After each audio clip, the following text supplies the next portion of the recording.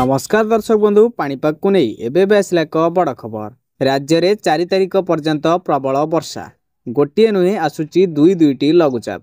तेबे कौन रही अपडेट टी जानिबा संपूर्ण डिटेल्स से भिडियो को शेष जाए देखा सहित आम चैनल नुआ थे सब्सक्राइब करी पाखरे थिबा घंटी चिन्ह को दबाई दिंतु जहाद्वारा ये नुआ नुआ भिडियो आपण सर्वप्रथमे देखा पाइपर।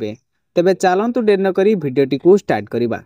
राज्य में जुलाई 4 पर्यंत वर्षा लगी रहिबो। गोटे नुहे आसुची दुई दुईटी लघुचाप एने राज्य में प्रबल वर्षा लगी रहिबो।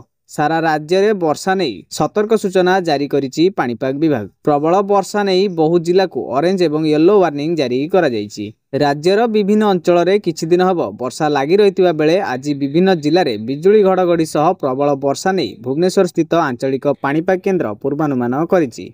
एही जिला गुड़िक है सुंदरगढ़, केन्दुझर, झारसुगुड़ा, बरगढ़, संबलपुर और मयूरभंज। एने येलो वार्निंग जारी करिछि पाणीपाग केन्द्र।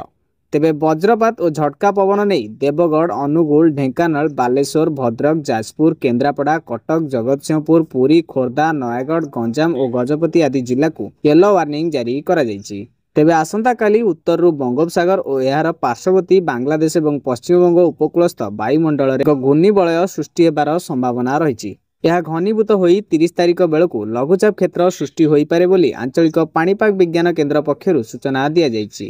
अन्य पक्षरे शुक्रवार भद्रक में 17.2 मिलीमीटर, भवानीपाटना रे 13.2 मिलीमीटर, दारिंगबाड़ी रे 12 मिलीमीटर, चांदबाली रे 8.9 मिलीमीटर एवं जाजपुर रे 8 मिलीमीटर वर्षा रेकर्ड होईछि। तेबे दर्शक बंधु यह पाणीपाग को नहीं संपूर्ण डिटेल्स जहाँ आपण मैंने भिडियो जाना पाइले। भिडियोटी भल लगी गोटे लाइक करदे। आम चैनल नुआ थे सब्सक्राइब करी पाखरे थिबा घंटी चिन्ह को दबाई देबे।